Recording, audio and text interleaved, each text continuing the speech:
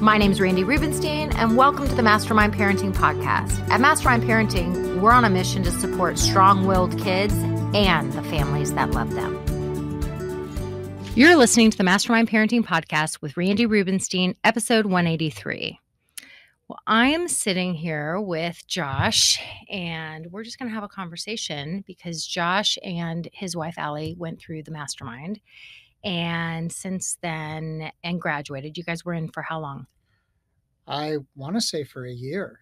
Yeah, it was. It was a long process, a lot of learning. Yeah, so y'all were in for a year, and we got to know each other. And since then, we've become friends. You can't say this, but I can. I got to know Josh well enough to know that Josh is a doctor, that he loves being a doctor and loves being a doctor. Okay, well, I invited you here. You were like, what are we talking about tomorrow? And I said, I really wanted to invite you here just to have an organic conversation because you completed the Mastermind and then you reached out to me and you wanted to get together. And I wasn't really sure why you wanted to get together. And we sat down, we had a lovely conversation at your house, and you were sharing with me all of the ways that, your life has changed, not just at home, but at work too, from the tools that you were introduced to in the Mastermind. Is that fair to say? Sure. I mean, and I think that now it's just become so embedded in my psyche. Sometimes I don't even realize when I'm doing a turnaround or when I'm starting to see something from other people's point of view with a lot more empathy than I used to, or when I'm thinking about that, not just children succeed when they can, but people succeed when they can. Mm-hmm. I think, I've been saying this for a long time, but I just think it impacts people more when they hear a real life story. And I think that we revere doctors so much in our culture that to hear when you told me, this has changed how I am at work too, not just in my home. And I've been saying, I'm going to teach you coaching tools. I mean, this is where, I kind of feel like Mastermind Parenting is a little bit of an ethical bait and switch. Come, you have a difficult kid. I'm going to help you to, help your child get to a better place. But really, I'm going to help you change your own life and change the way you think about things. I don't think it was a bait and switch. You said from the beginning that this was the best marital therapy you can get. So, I mean, that was your little hint. It's the gateway drug. Yeah. I mean, it's this is, I feel like working coaching tools into the area that causes most people the most stress in their life, which is if you have a challenging child who is digging in their heels and making even from the time they're 3 years old, kids have the ability to make your life super stressful if they don't want to get with the program that you think they should get with. And what I found from, as you mentioned, I'm a physician, I'm a primary care doctor. I practice internal medicine, and I practice in a fairly affluent area. And I have a practice that tends to be full of people our age, so many people that have kids. And what I found so interestingly, and I've talked about this with my friends a lot, and I even mentioned this to you when we first enrolled in Mastermind, is how many of us are struggling with the same problem with our kids that we didn't seem to have those problems. My comment to you when we first started is, well, I was afraid of my parents, and when they told me to do something, I just did it. There wasn't all this fighting, and I thought that seeing things from their perspective made them the center of the house instead of us the center of the house. Something has changed in our world. I don't know what it is, but every one of my friends, so many of my patients that are our age have had the exact same, I guess you call it problem, the same challenges with their children. So there's something, I think, much deeper. I think that there's some lesson we need to learn in the way we approach the world that's different. Mm-hmm. Well, we didn't challenge our parents maybe in the same way, but how many of us felt like if you really look back to growing up, did you feel like if you were fearing your parents and it was fearing you into following the rules and doing the right thing and getting into the good college and, not taking part in too many risky behaviors or whatever. When you were a kid and you dealt with challenges, like something happened at school or somewhere you felt insecure about yourself, I don't know, like all teenagers do.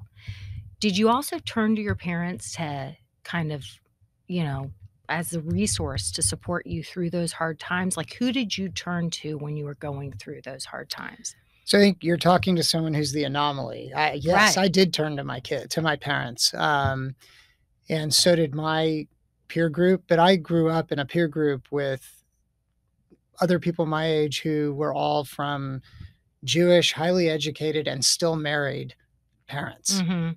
So none of us were the norm. If I had to think about it, I don't know if you and I have ever talked about this before. I actually relate it to something David Brooks has been writing a lot about in the New York Times, which is a breakdown um, in our support structures of society. We've all become tribal in terms of politics or tribal in terms of what region of the country we live in. And what we had as our tribes were much more related to synagogue or church or, Mhm. things that were apolitical. And so I think there's got to be something to what David Brooks has been writing about that loss of direction, I think, must have affected parenting, must have affected children.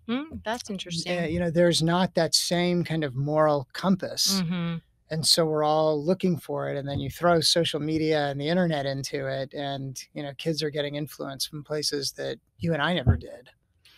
Well, I wasn't influenced by social media, but I was for sure influenced by my peer group. Of course. Um, and I was definitely influenced by television and movies.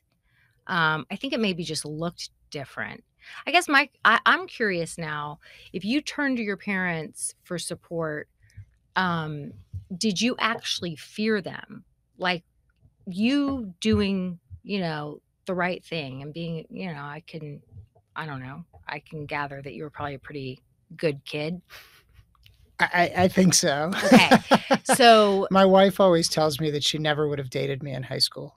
yeah, you had like a core group of friends and you weren't like on, needing to be like the coolest, most popular. You had your people and you were happy and you had your support system And we were pretty straight-laced kids. and you were straight laced kids. So, when how did your parents like, how did they motivate you to get good grades and to make good choices? It actually it goes back to a couple of things. Number one, it was something you've taught, which is leading by example. My mother, who is an amazing woman, went back to law school when I was in middle school, Mhm. and so I saw from her what hard work means and what patience and perseverance means. She always wanted to go to law school, but she put her career on hold because she married my father when he was still in medical school. My dad's a doctor too. And so I saw that example of hard work and perseverance. And then my dad gave up part of his career. Not that he kept working, but he always made sure he was home when my mom was in night school to make us dinner and to make sure there was a parent home. And so I think that example had a huge influence on me. And I felt like it was a safe space. And Mhm. so I just never wanted to do anything that would put my potential of getting into a good college or my potential of being, whatever I wanted to be. I didn't know I wanted to be a doctor until I was a junior in college. I didn't ever want to put my kind of life in jeopardy. And I guess I saw from that example of both of my parents that it starts pretty early on. And there was that fear. It was not just a fear of I actually was never afraid of my parents like that. I thought they would hurt me, but there was the fear of disappointing them. There was the Mhm. fear of when I was 16 not getting a car to drive, or the fear of not being able to go out and getting grounded. So I think, healthy fear. Mhm. Well, the consequences, it sounds like your parents actually knew that, like, if, you gotta take care of business if you wanna have the responsibility of getting a car to drive, right? So were there conditions? I think, in their minds, there probably were, but I don't remember them, and I Mhm. and I don't have any recollection of an overt conversation, Mhm. like that. Mhm. Um, it was just kind of expected.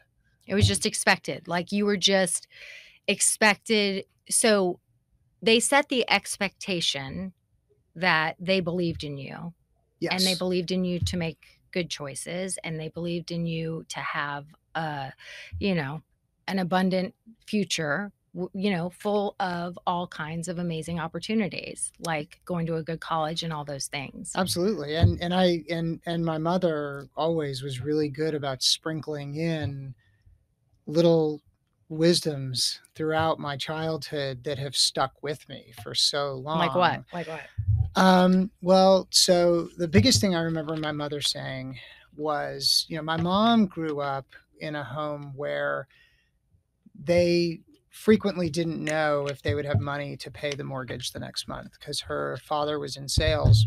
He only had 1 year of college.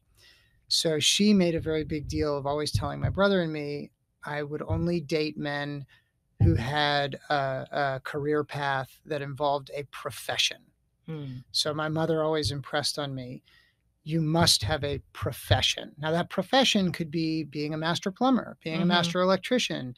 She, of course, always wanted me to be a doctor, but she always wanted us to have a way to make a living. And she used those examples from childhood, her own childhood, to impress on us why that's so important. And it stuck. She was a teacher in an all black school when she first graduated from college. She was part of the integration movement in Houston. She was a part of the first crop of white teachers who taught in black schools in the city of Houston. And so this would have been in probably the late 60s. And she would tell us stories about what it was like for these kids to come to school without food in their stomachs and with no shoes. And so she would have real life examples of what it's like when you don't have the resources that you Mhm. need, not only from her own life, but also from the perspective of these other children. That's so interesting. Well, I always say, like, kids are really reasonable when we show up reasonably, and they want to know the why. Kids are curious. So it's almost like there was something, I think, in parenting of yesteryear with, I mean, for healthy people, which your parents sound like they're healthy people, where your mom just sort of knew to teach through story and to teach you guys the why. Like, I'm not just needing you to go to school and do the right thing and make good grades because I need you to make me look like I'm not a failure. She was explaining the why. And I think there's a lot of wisdom in that. Oh, I mean, it was, and I'm not saying my parents were perfect, but at least for me, they provided the kind of role modeling that I needed. Well, I want to go back to when you first came in and it was like, and you were challenging, right? Like, I mean, part of why I wanted you here is because one of the things that I hear all the time from my moms, and I say my moms because most people come in and sign up for a parenting program, and it's really it's really the woman who is doing the work, um, for whatever reason. And so this mom who knows she's beating her head against the wall because what she's doing is not working, what they're doing is not working. There's usually quite a bit of volatility in the household, and it doesn't feel good for anyone. So she is like, I heard this is the solution. This is the thing that's going to teach us some new tools. We've got to do this. And then she has to go and talk to her partner, which is usually a male. Although I have had, I haven't had any gay couples with two men, but I have had two women, which it seems like it would just be easy that both women would participate, but it seems like there's always one person who sort of has the point of view of, wait, you want to, you need to learn parenting, like what are we doing here? This sounds like ridiculousness. So she's got to sell her partner on it. She's got to convince him that it's worth investing, and then they come in and he's not willing to do any of the learning. And so I have moms all the time that say, like, how can I make a change when he's constantly chopping me off at the knees and telling me this is ridiculous, and raising all these objections, like, I was scared of my parents and we used punishment, and it worked for me. And so what do I say? I don't even know what to say. And I always say, you know what? You stay in your own lane and you learn these things. Even just one parent learning new tools can change a household. He'll come along. He just doesn't realize it yet. You guys were different because you guys came in together. And so you raised your objections, not just to Allie, but you raised your objections to me. And to the Vox group. Right. So you were raising your objections from the beginning, and you were saying, like, I don't understand. I mean, there has to be some fear involved. That's just part of the deal. And I hope this isn't overheating.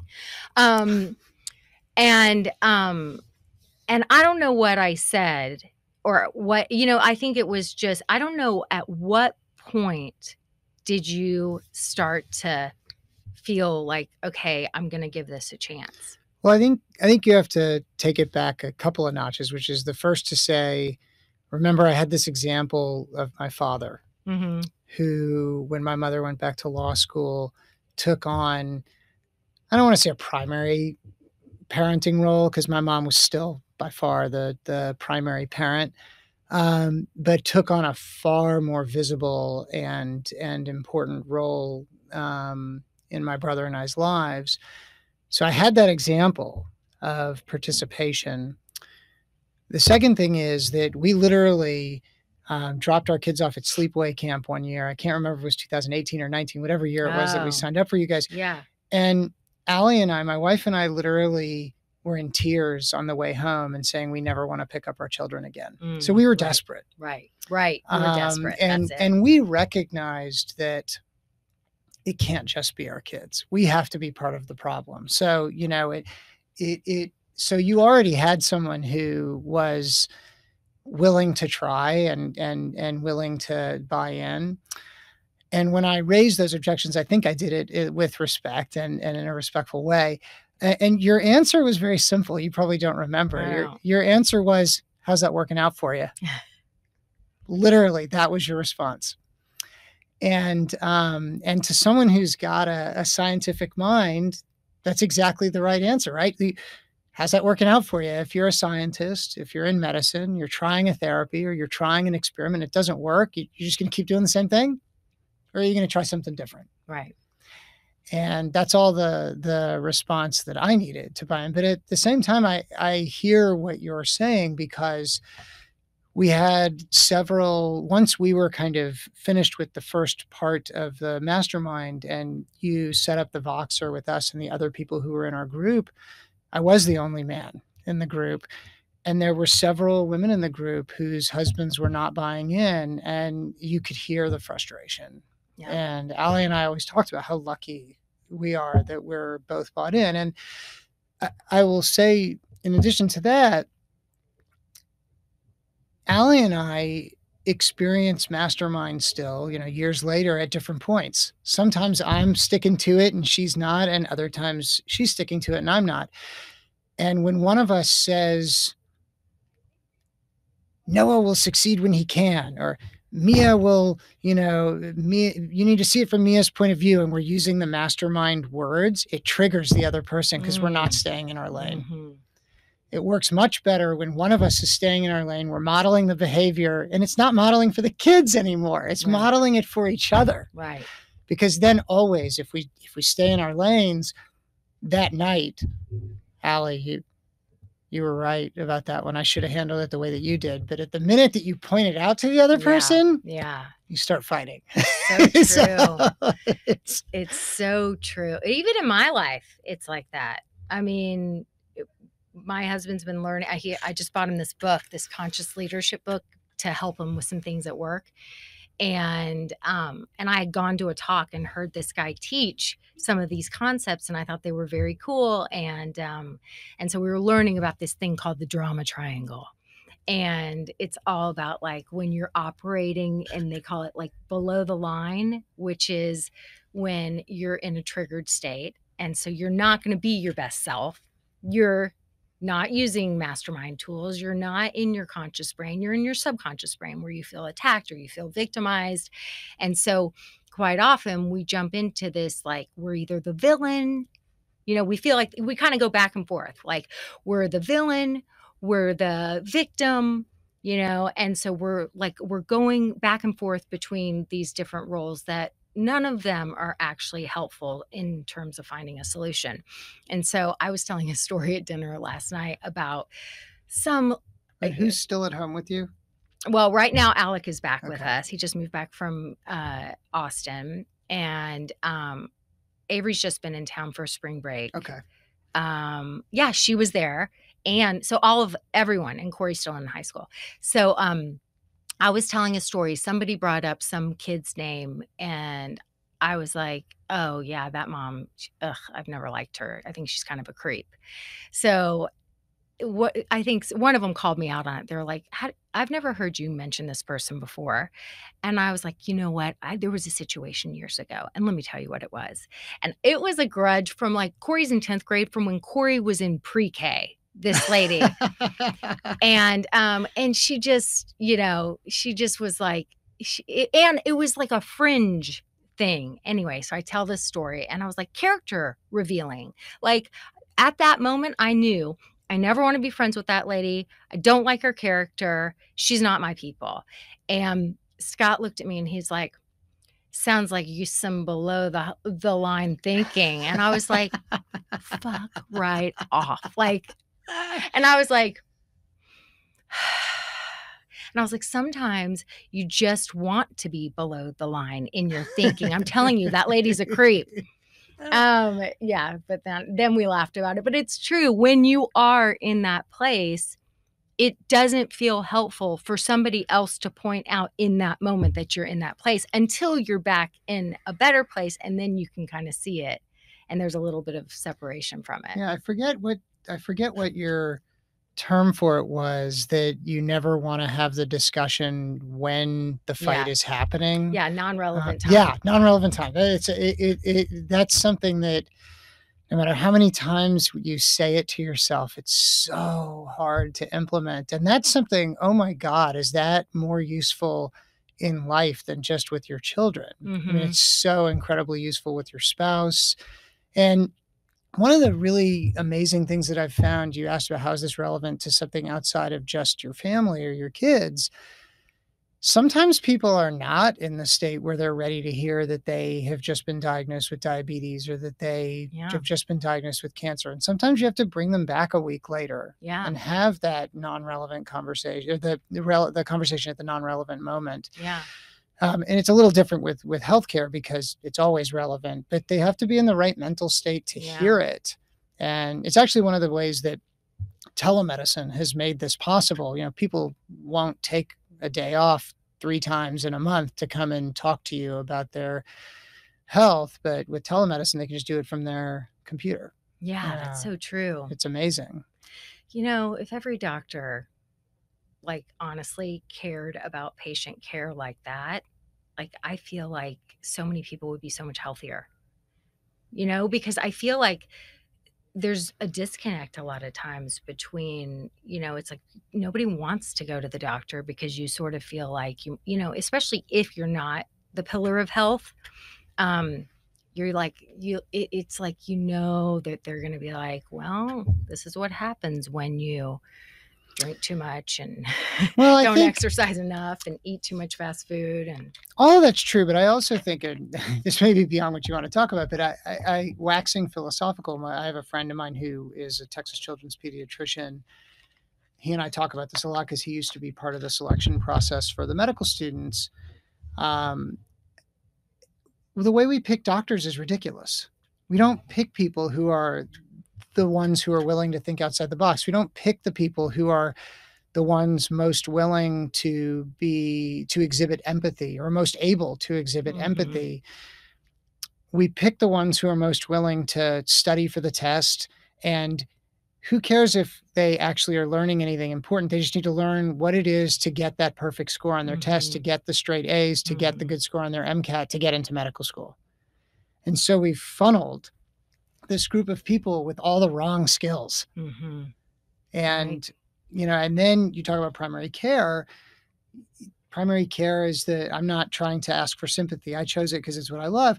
You're talking about one of the lowest paid specialties. So some of the most talented people don't even go into primary care. right, And so it's this whole way that we train physicians. We need to pick people who are highest in their levels of empathy and who are good at science, right, but they don't have to be the best at science and right, test taking, right? They have to be the best at talking to people. right.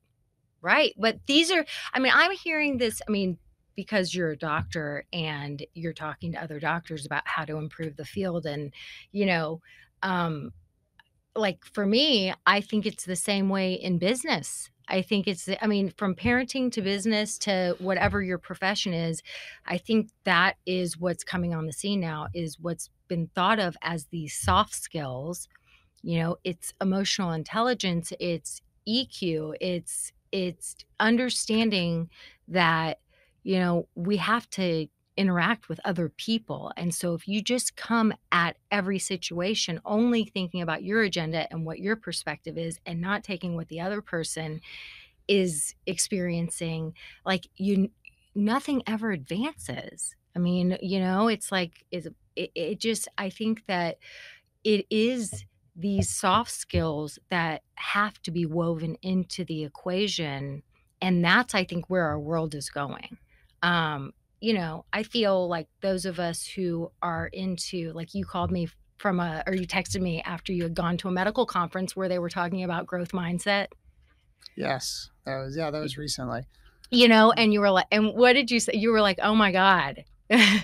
Like, it was so cool that they were, like, introducing a concept that you already knew a lot about. Yeah, that was actually so I'm part of a group, Houston Methodist, which is where I work, picks a couple dozen people every couple of years to put through an emerging leadership program with the Rice Business School. Mm, And so it's even more than just a medical conference. It was the Rice Business School. mm, An industrial psychologist was talking about how do you promote a healthy business culture. mhm. And it was the whole growth mindset thing. And it was just everything you talk about. Right.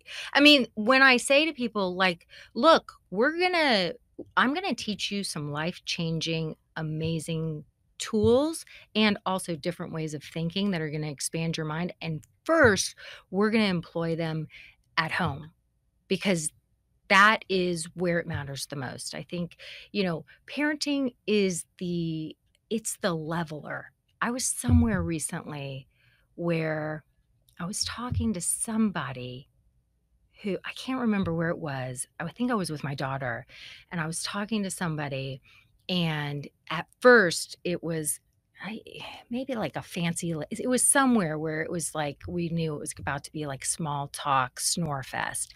And both of us like are like immediately feeling exhausted and like how long until we can get out of this conversation. But somehow it went into being a parent, and not me advice giving, but just it went into being a parent, and and this person just softened and became a regular human and stopped putting off airs, and we really liked her, and we had a great conversation with her. And I said, parenting is the ultimate leveler. Like I usually I mean, it's very rare. I mean, I would say my physicians in my groups, my parenting groups, we kind of know who the physicians are because I mean, you guys work harder than anyone I know and anyone in the healthcare, especially because of COVID in the last couple of years. So I have a couple of nurse practitioners and nurses. It's the same. Um, so we tend to know who works in healthcare just because making the coaching calls and that's been part of the reason I think I've loved finding some flexible ways to coach people where you don't have to just show up at this time to receive coaching. You know, it's like you're burning the candle every which way. And so I want to meet you where you are. But other than my healthcare workers, we tend to not know what people do for a living because we're just all parents. We're just That's interesting. yeah, we're just and I early on when I started doing this, I I made it a point not to ask people what they did for a living because I didn't want anyone all of a sudden having to wear that hat, Yeah. you Well, know? and the interesting thing is, I look at my own experience as a parent, and the one thing that I will say is defining is whether you have a partner.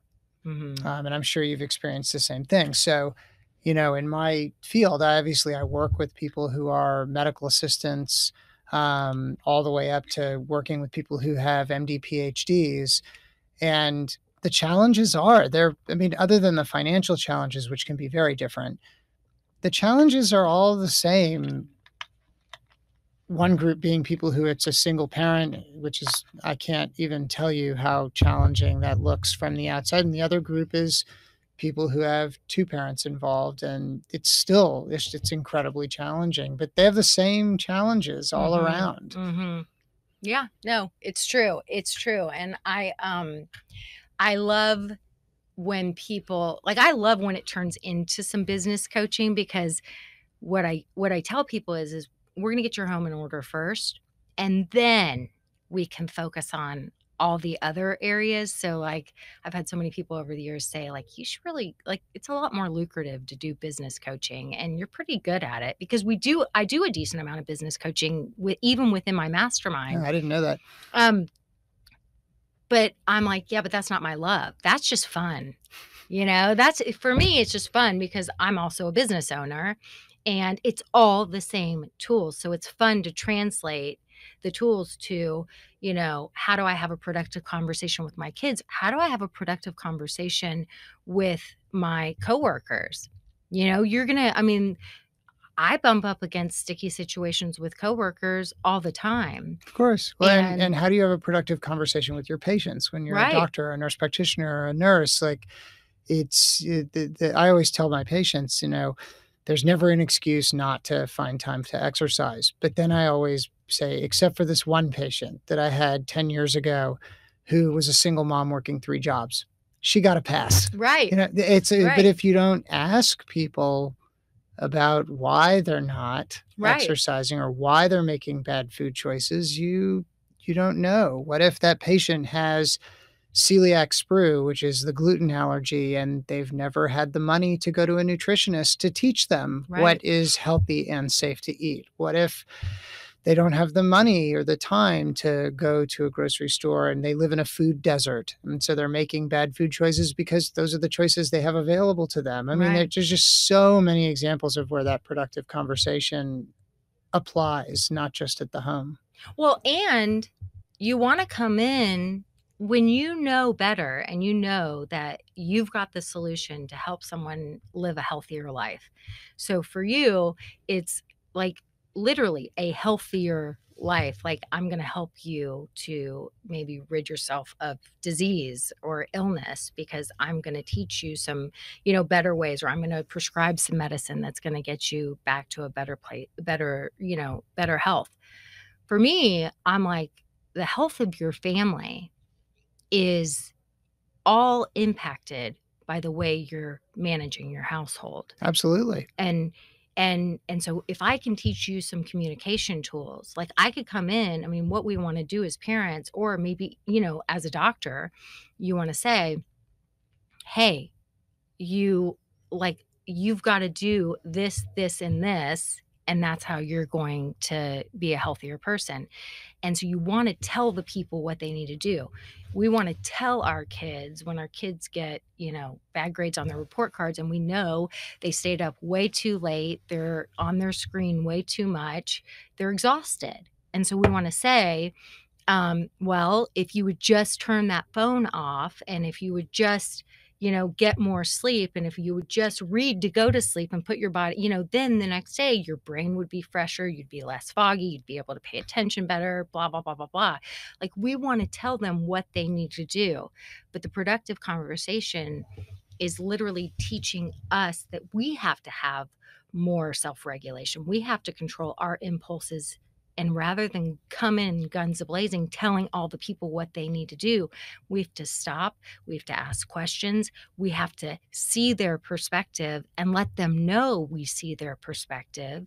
And then we have to actually listen to them and listen to them, reflect back that we're listening to them. And then when we problem solve with them, finally we'll be able to say, well, I have some tips about this, or this is the way it's going to go down. I've heard what you had to say, and these are all great ideas. And this is going to be what we're going to do that's going to hold you accountable. It takes a lot of impulse control And patience. and patience. Right? That's the impulse control. We want our kids to have more impulse control. We want our kids to, if we get the note home from school that they are blurting out in class, it's because they're lacking impulse control. So we want them to learn the skills to have better impulse control. But it's back to the thing that you said about your parents. Like, they learn by what we model. You learned, like, you wanted to be a dad that could bond with your kids and took care of them and was willing to make dinner and cook and barbecue and do all those things because you had all these precious memories of when your dad did that in your family when your mom went back to school. And that, is a beautiful memory for you. And so in order for you to be able to, do that, you had to realize, like, this is important to me. And you learn, but what you really, when we connected the dots, that you want to be that dad because that was really impactful at that time in your life, that your dad was showing up for your family in that way. You were watching him. You were learning by what he was modeling. So when we model impulse control and we have the patience and we're, not just coming in guns a-blazing, telling them what they should do. And when we do come in guns a-blazing, telling them what they should do, and they shut down, and we see their body language shutting down, and then we just recover by saying, probably didn't feel very helpful, me telling you all the ways that you needed to bring these grades up when you're probably already not feeling great about those grades.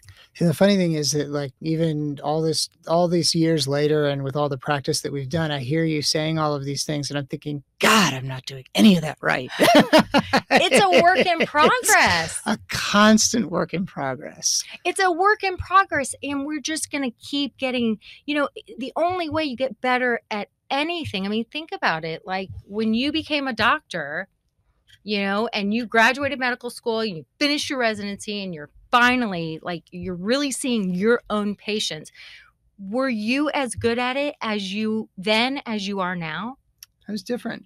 I had different skills. I actually had a fantastic professor, Amir Halevi, who's now he's an attorney actually now. But at the time he was a health ethicist and internist at Baylor. And he does an exit interview with all the internal medicine residents. And he said, Josh, you're never going to be as smart as you are right now.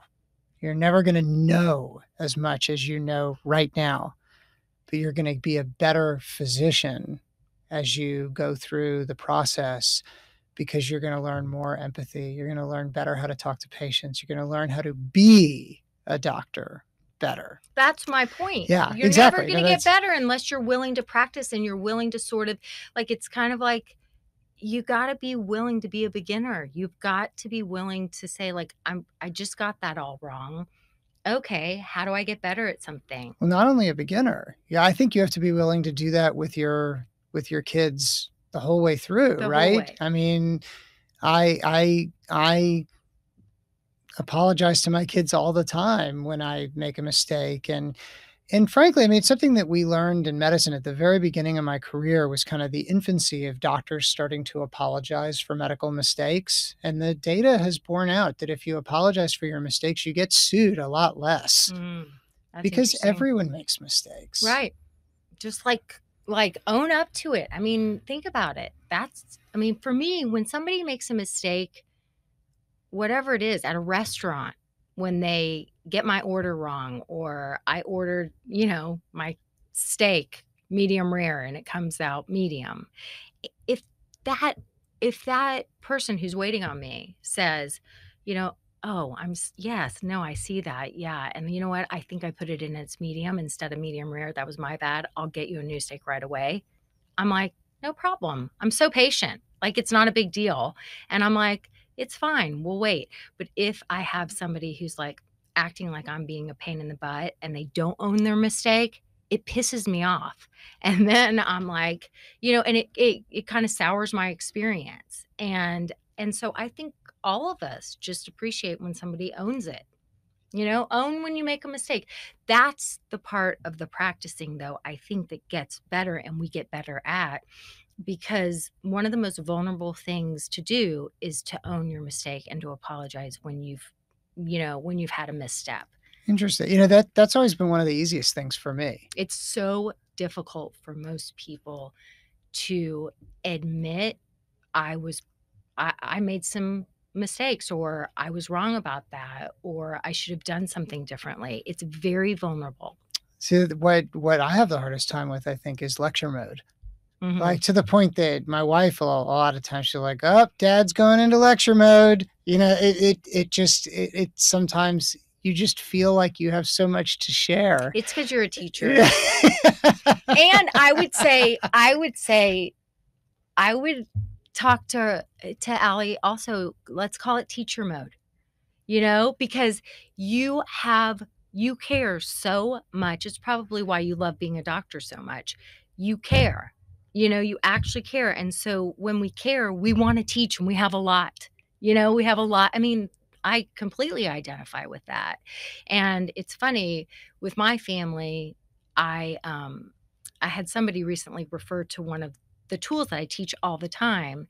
And my husband was like, what are you talking about? What is that ridiculous because I always come up with the dorkiest acronyms, but I'm like, but you'll remember it. I don't care if it's goofy. You'll remember this acronym. And so they were using my FEST acronym. And I don't know if I was teaching that No, at the that's a time. new one. And and it's all about getting fessed up in your brain and telling the truth. That's really what I'm calling my mind mastery. And so he used this term, and my husband Scott was like, "What is this?" And I was like, "It's just one of my acronyms." And so he's like, "What? Tell me what it is." And I told him, he's like, "That is the most ridiculous acronym I've ever." I was like, "People remember it, and you know what? It's effective. And you're not in my mastermind. You don't have to know it, and I'm not justifying it to you. Be quiet." So, but I'm not teaching my family because they don't want me to be their teacher. I'm just modeling, I'm just living it. So they're learning by what model. But if I go into, and sometimes I do, if I go into trying to teach them, they're on to me and they just tune me out because they're like, just be our mom, or just be my wife. Like, I don't need you to. And even with my husband, that's why I was like, oh, listen to this book or hire this coach. He doesn't want me to be that. Yeah, it's I my kids don't want lecture mode from me. Mm-mm. I think they appreciate the examples that I set, and it's been really interesting to see. My daughter is a sophomore in high school, and it's her growth in these past couple of years is like exponential in terms of maturity, and you can see her starting to make decisions on her own based on what she's seen me or Allie do, and it's just kind of neat to watch. Well, That's I mean, back to the last little bit that I would love for you to touch upon is, and I also am going to say, you know, you're an upholder, right? Or you, Yes. yeah. Very much. Yeah. I've run a half a dozen marathons and never trained with a group. And you were like, oh, I don't even need you to take the test. Yeah. Yeah. Yeah. So But you yes, I like, did take the test and I'm an upholder. You're a rebel, right? I'm a rebel, Yeah. which And for any, Allie is also an upholder. And you said it's really unusual to have two upholders together. but I think you lean upholder slash questioner. I think there's a lot of questioner in you. And I think she goes more to the obliger. And 100%. we're talking about the Four Tendencies, which is a free assessment. So by Gretchen Rubin. So go take it if you don't know what we're talking about. It's awesome. It is It's awesome. really cool because it makes you think about things in a whole different way. Yeah, I mean, I love all those assessments because it's just all about self-awareness. It's all just like figuring out, how am I wired? What is my natural tendency to solve problems? How do I accomplish goals?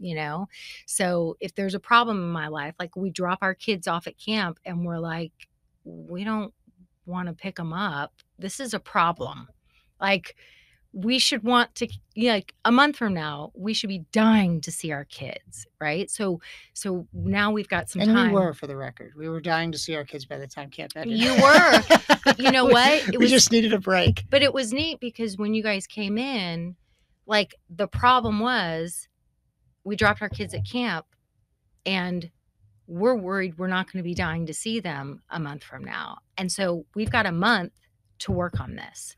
So we also had a very specific goal, and which I think is always cool, because it's almost like there was like a constrained amount of time that we knew we wanted to be ready to receive them home and for you guys to be in a different headspace. Yeah, and I don't remember what the point of you bring up the upholder thing is, but that's part of the lecture mode thing too. I'm an upholder. I'm like, wait, we set up this rule and that's the way that this rule should be. Right. We must follow this rule.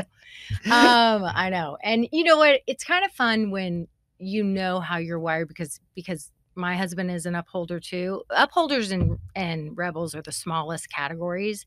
So it's actually kind of rare. Most people would be sitting here and they would be obligers, because the majority of people are obligers. But we're the opposites, So like, quite often he'll be like, well, we're doing the thing because that's what you do. And I'm like, we don't have to do it that way.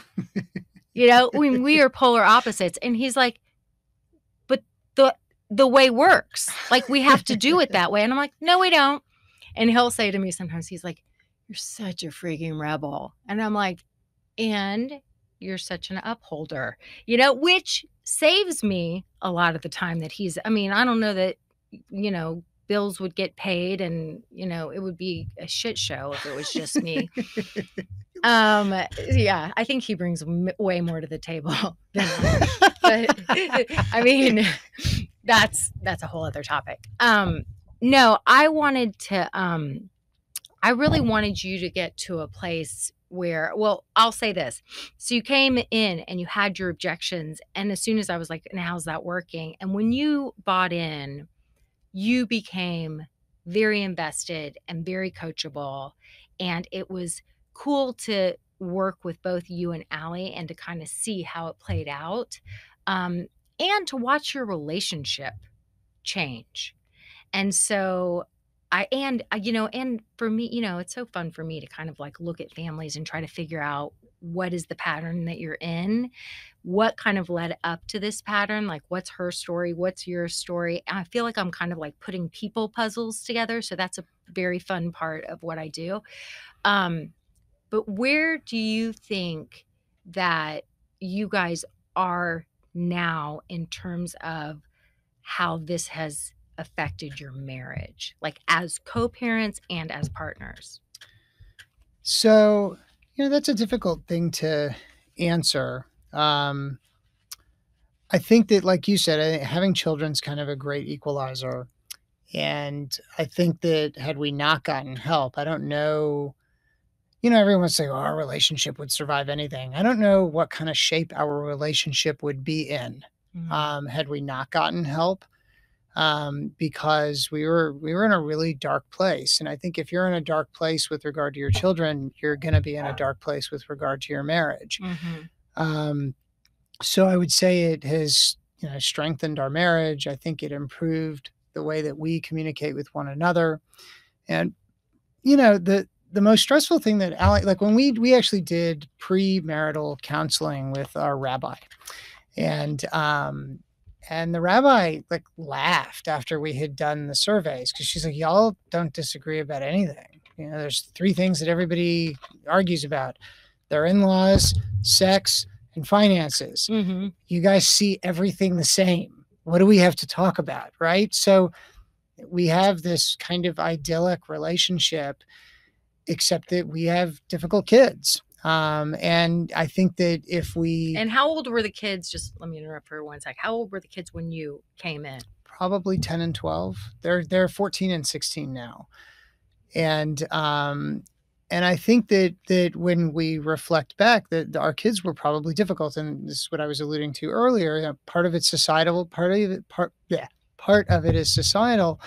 Part of it is, I think Allie and I were not parenting effectively. And so if you look at the way she was raised and the way I was raised, and this is what you're alluding to with the puzzles, we were raised in polar opposite households. I was raised, as I've kind of alluded to, in this kind of idyllic two-parent household where my father was a doctor, my mother was a teacher, and then went back to law school. My wife grew up in a divorced home. And I don't want to get into her whole story because it's her story, not mine. But we had very different ideas about what it meant to be a parent, and very different needs of what we needed to feel like we were good parents. Mm-hmm. And until we went through Mastermind, I don't think we realized just how differently we viewed parenting. And those different views resulted in conflicts, not just with our kids, because our kids would say, well, mom just said X. Why are you all of a sudden saying Y? And you're screaming it. So it allowed for much more consistent parenting, and then therefore turned down the volume in our house and allowed for a much more loving relationship between the two of us. Mm-hmm. So, I mean, I think it's had a profound impact. Yeah.